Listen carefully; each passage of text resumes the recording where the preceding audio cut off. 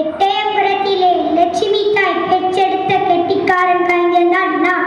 தமிழோடு வாழ்ந்தனா இன்று தமிழால் வாழ்ந்து கொண்டிருக்கிறேன்.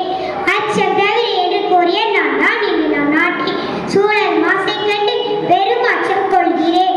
நாட்டின் அச்சாணியாகிய மக்களை சூழல் சிற்கெட்டிக்கு வழிவகுக்கிறீர்கள். சூழல் சிற்கெட்டை உருவாக்கிறீர்கள். நிலம் மாசு, நீர் மாசு, காற்று மாசு என அனைத்திற்கும் காரணியாக நீங்கள் உள்ளீர்கள்.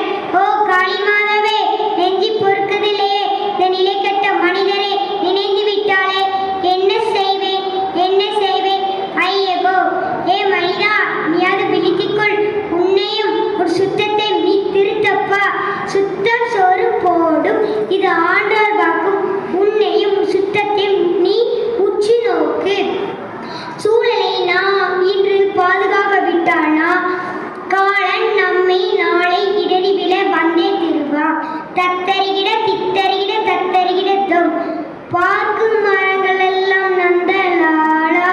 நீடன் பச்சை நிற தோணுதடா நந்தலாலா என மரங்களில் எல்லாம் இறைவனை கண்ட என் கண்களுக்கு மரங்களே இல்லாத நிலையை காணும்போது இரத்த கண்ணீர் தான் வருகிறது. பஞ்சபூ